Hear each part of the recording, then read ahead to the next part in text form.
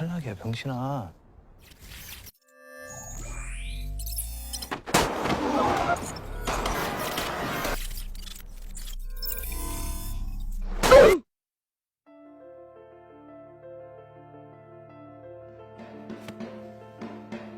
다 두 발로 자유롭게 다닐 수 있는 Kisah diawali dengan masa lalu seorang bocil yang sedang main permainan tradisional Korea bernama cumi-cumi, yang kalau di daerah saya ini namanya gala santang gitu. Bocah ini sangat ahli memainkan permainan tersebut dengan teman-temannya, di mana permainan itu dibagi menjadi 2 regu. Peraturan di permainan ini cukup mudah, di mana ada regu penjaga dan regu yang tidak menjaga. Nah, yang tidak menjaga itu harus bisa melewati para penjaga tanpa tersentuh ataupun keluar dari garis yang sudah ditentukan. Ya mirip-mirip di daerah kita lah, ini mah ya. Dan film dengan judul Squid Games ini pun dimulai. 밟으면 개쌌다. Cerita dimulai dengan penampilan seorang pria yang biasa saja hidupnya. Ia bernama Gi-hun. Setelah ia dipecat dari pekerjaan lamanya, ia menjadi supir sekarang dan tinggal bersama ibunya yang sudah tua. Gi-hun diberikan beberapa uang untuk menghadiahkan anaknya yang hari itu berulang tahun. Jadi si Gi-hun ini udah cerai sama istrinya dan anaknya itu bersama dengan mantan istrinya tersebut. Karena duit yang diberi emaknya tak cukup, Gi-hun meminta duit tambahan lagi dengan memaksa. Merasa tak cukup, Gi-hun dengan kelakuan bangsatnya pun menggeledah lemari untuk mencari kartu ATM emaknya itu, berniat buat mendapatkan uang tambahan.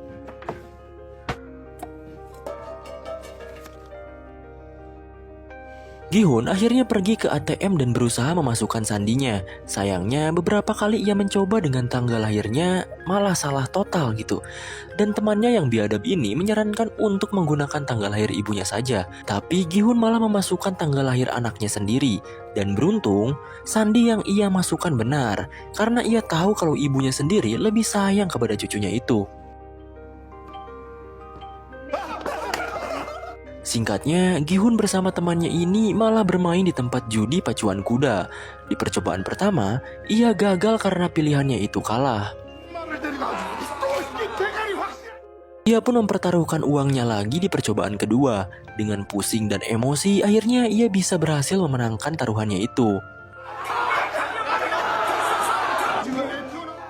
Dengan bahagia karena bisa melipat gandakan uangnya itu, ia pun memberi 10.000 won kepada mbak-mbak kasir. Setelah itu, ia pun menelpon anaknya dengan gembira agar ia bisa memberikan kado ulang tahun yang mewah malam hari nanti. Tapi tiba-tiba,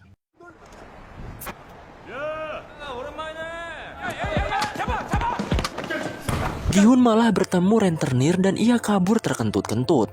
Saat ia berlari, ia malah menabrak seorang cewek. Dan akhirnya, ia pun tertangkap oleh rentenir itu. 야, 여기 400만 달까지 꼭. Gi-hun akhirnya dipukuli dan ditagih hutangnya itu. Akhirnya uang yang ia hasilkan dari judi untuk anaknya itu sebesar 4 juta won ia berikan kepada mereka. Tapi setelah ia cek sakunya, uangnya telah terjatuh saat ia menabrak si cewek tadi. Dan akhirnya ia dipukuli sampai termehek-mehek. Si rentenir ini gak mau pusing gitu. Ia memberikan lembaran kertas yang isinya surat perjanjian penyerahan organ atas ganti uang yang ia tak bisa bayar. Terpaksa, ia akhirnya memberikan sidik jarinya.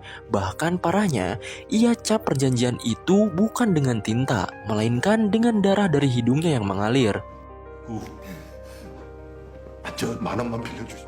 Akhirnya, ia pun balik lagi ke kasir judi itu. Ia meminta 10.000 won yang ia berikan tadi. Sat, emang ngasih kok diminta lagi gitu. 아까 드린 10,000원. Akhirnya, dengan uang sisanya itu, ia memainkan mesin capit boneka untuk hadiah anaknya. Tapi lagi-lagi, ia sama sekali tak beruntung. Beruntung saja, ada seorang bocil pro player yang membantunya untuk mendapatkan hadiah di mesin itu. Dan Gi-hun cukup bahagia memenangkan hadiahnya. Singkatnya, Gi-hun bertemu dengan anaknya. Ia memberikan hadiah mystery box itu dengan sepenuh hati. Tapi saat dibuka, Ternyata isinya adalah bedil pemantik api. Karena tak mau mengecewakan anaknya, ia pun berjanji kepadanya bahwa tahun depan Gi-hun akan memberikan hadiah yang spesial. Dan akhirnya, ia pun mengantarkan anaknya itu ke mantan istrinya yang cukup sinis kepada Gi-hun. Saat mau balik ke rumah, Gi-hun malah ketinggalan kereta. Alhasil, ia merenungkan nasib hidupnya yang penuh dengan kesulitan. Seorang pria yang tak dikenal pun datang. 시간 좀 좋은 기회를 드리고자. Pria itu menawarkan untuk bermain permainan bersamanya, dan permainan itu bernama dakji, di mana di antara pemain harus membuat satu lipatan kertas membalik dengan lemparan dari kertas lainnya. Perjanjiannya, jika Gi-hun berhasil membalikan kertas itu, maka pria ini akan memberikan 100.000 won. Akhirnya, ia pun tertarik untuk bermain. 어떤 컬러로 하시겠습니까? Permainan pun dimulai. Gi-hun mencoba membanting kertas itu dengan kuat, tapi lagi-lagi ia gagal. Di permainan pertama ini, Gi-hun gagal memenangkannya, dan pria itu menagih hasil dari kemenangannya. 몸으로 때우시면 됩니다. Setelah menggampar Gi-hun, pria itu pun bilang tamparan itu sebagai ganti dari 100.000 yang harusnya Gi-hun bayar. Akhirnya, Gi-hun mencoba terus permainannya walaupun ia mendapatkan puluhan kali tamparan.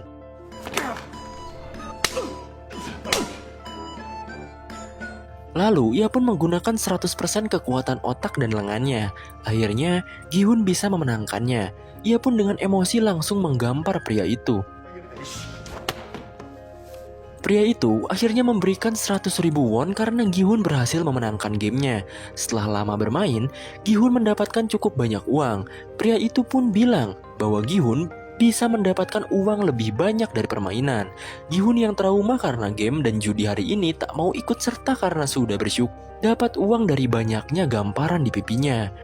나 그렇게 어리숙한 사람 아니라고 썼었죠. Pria itu pun berdiri dan menjelaskan identitas Gi-hun, mulai dari nama lengkap, umur, riwayat pekerjaan, anak, bahkan hutang kepada rentenir sebesar 160 juta won, dan pinjaman ke bank sebesar 255 juta won yang ia sebutkan.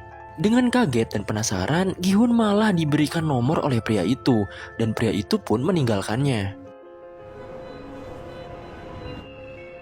Dengan bahagia, ia pun membeli makanan. Dan ia tak lupa memberikan ikan kepada kucing kelaparan.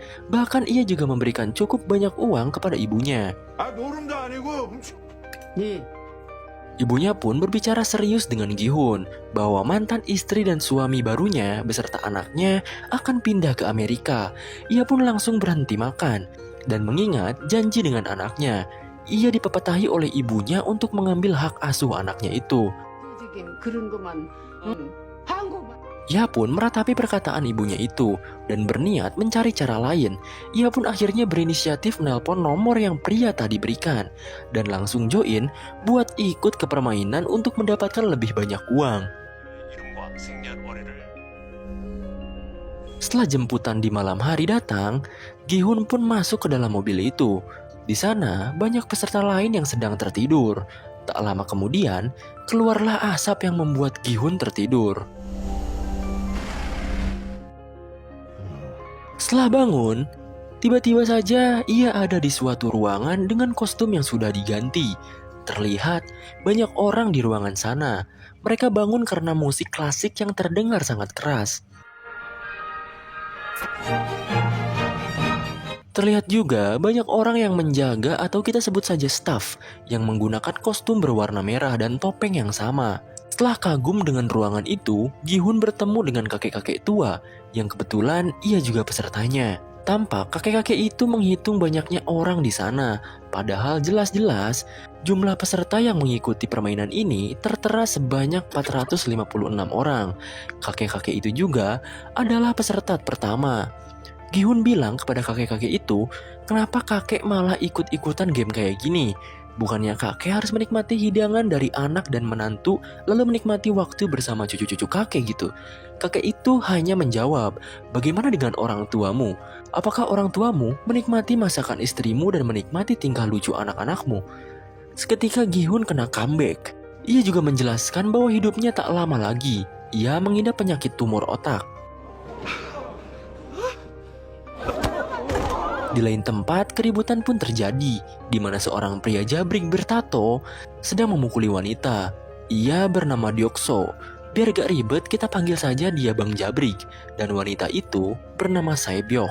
Sepertinya mereka berdua terlihat kenal lebih lama, karena Bang Jabrik ini bilang kepada si cewek kalau ia mengkhianati dirinya dan kabur dari Bang Jabrik. Dan si cewek itu menjawab bahwa ia tidak kabur, ia hanya ingin hidupnya mandiri. Entah punya hubungan apa mereka gitu kan. Yang jelas nanti juga akan terkuak gitu. Dan perkelahian pun terjadi lagi. Gihun yang melihat itu langsung menendang wanita tersebut. Gua kira mau jadi pahlawan, bengek. Gihun menendang wanita itu dengan alasan wanita itu yang mencopet dirinya saat menabrak di rumah judi kemarin. 쌍문동사는 죄송한데 Bang Jabrik pun bertanya hal serupa, dan saat hendak ribut dengan Gihun, tiba-tiba saja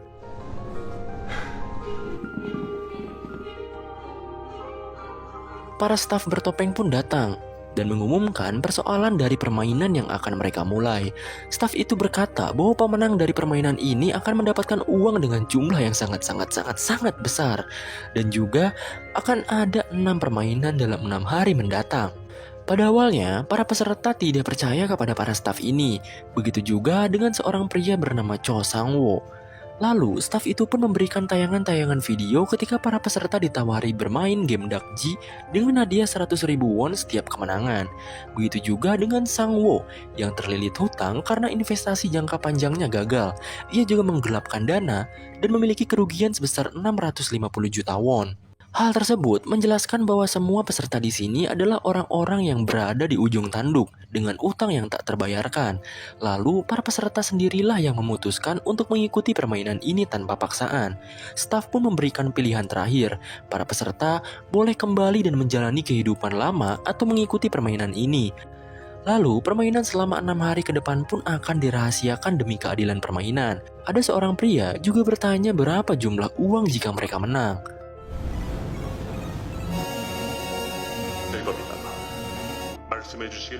Mereka akan memberitahukan jumlahnya setelah para peserta menang di setiap permainan, dan juga keputusan terakhir pun dimulai di mana para peserta harus menandatangani keikutsertaan atau tidaknya dalam permainan ini. Para peserta pun berjajar menandatangani perjanjian itu. Begitu juga dengan pemeran utama kita, Gihun. Isi surat itu tertera 3 pasal, di mana pasal pertama, pemain tidak diperbolehkan berhenti bermain. Kedua, pemain yang menolak bermain akan dieliminasi. Ketiga, permainan dapat dihentikan jika mayoritas setuju. Gihun tampak rada bimbang dan tidak enak hati karena ia melihat si pak tua yang tak pikir panjang untuk ikut. Ia pun akhirnya gengsi dong, dan akhirnya ikut serta dalam permainan itu. Permainan pun dimulai. Para peserta dibawa ke sebuah ruangan di mana ruangan itu sangat indah dan membuat mereka terkejut.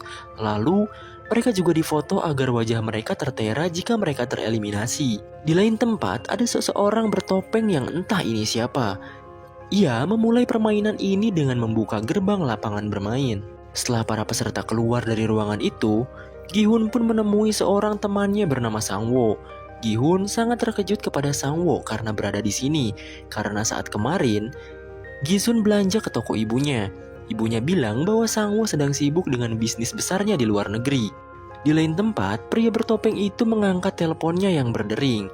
Dengan julukan frontman, ia pun melaporkan bahwa permainan sudah siap untuk dimulai, dan ia pun duduk santai dengan TV sebesar gaban dengan tayangan para peserta itu. Di lapangan, para peserta takjub dengan keindahan pemandangannya, padahal mereka sebenarnya sedang di dalam ruangan. Permainan pun dijelaskan. Permainan pertama adalah lampu merah, lampu hijau, di mana jika robot itu berbalik dan mengatakan lampu merah, maka para peserta boleh bergerak menuju garis finish dalam kurun waktu 5 menit. Seorang teman Gihun pun bilang bahwa permainan ini sering dimainkan ketika kita kecil. Ada 2 orang peserta yang saling rival-rivalan. Mereka taruhan agar cepat-cepat sampai di garis finish dengan 1 juta won. Dan permainan pun dimulai dengan cepat. Si rambut kuning pun berlari paling depan. Karena ia masih bergerak ketika robot itu berbalik, maka ia pun langsung jatuh tersungkur. Robot itu pun mulai membelakangi. perlahan-lahan para peserta mulai bergerak menuju finish. Teman si rambut kuning malah ngata-ngatain kepada temannya yang sudah tereliminasi. Temannya pun mengeluarkan darah dari mulutnya dan membuat ia panik. Alhasil, ia pun tertembak dan mati. Darah yang muncrat ke wajah seorang wanita membuat histeris pemain lain. Dan akhirnya, mereka semua pun panik dan berlari menuju gerbang kembali. Tapi selama mereka bergerak, mereka akan ditembaki oleh robot itu. Jumlah pemain berkurang sangat pesat. Mereka tak tahu kalau tereliminasi mereka akan dibunuh. Di sisi lain, pria bertopeng bernama Front sedang asik minum sambil menyaksikan serunya permainan yang bagaikan pembantaian ini. Akhirnya, permainan pun kembali dimulai dengan sisa pemain yang berkurang. Terlihat seorang kakek yang berjalan langkah demi langkah dengan santai. Pemain lain pun mulai bergerak maju kembali. Kesialan malah terjadi kepada Gi-hun. Setengah tubuhnya tertindih oleh jasad pemain lain yang membuat ia kehilangan banyak waktu. Sang Mo menyarankan untuk berjalan di balik badan orang lain agar mengurangi resiko pendeteksian dari robot itu.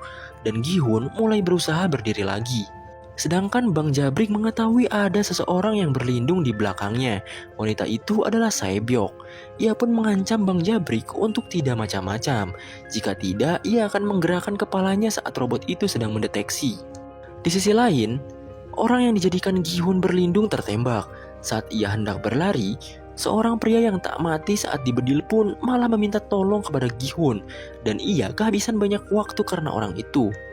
Gi-hun melihat waktu yang tinggal 1 menitan. Ia pun tak memperdulikan pria itu dan terus bergerak maju untuk mencapai finish. Di lain tempat, si frontman malah nyalain lagu jazz sambil nontonin mereka. Lagu ini membuat vibes pembunuhan di film ini berbeda. Satu persatu dari mereka tertembak. Dengan perjuangan yang sangat edan, mereka pun berusaha terus berlari saat robot itu berbalik. Dan beberapa dari mereka pun berhasil mencapai garis finish. Si kakek, Bang Jabrik, Saebyok, bahkan Sang Wo sendiri, terkecuali pemeran utama kita. Waktu tinggal 20 detik lagi, Gi-hun malah mengalami masalah. Hampir saja ia jatuh saat robot itu mendeteksi. Ia pun dibantu oleh seseorang pria yang baik hati. Dengan terburu-buru karena waktu, Gi-hun dan pria yang menyelamatkannya pun berlari dan melompat ke garis finish. Beruntung, ia bisa selamat dari permainan pertama ini. Karena waktu sudah habis, beberapa orang yang tersisa akhirnya dieliminasi dan langsung pergi ke akhirat. Ruangan permainan pertama ini pun ditutup dan film Squid Games Part 1 pun selesai.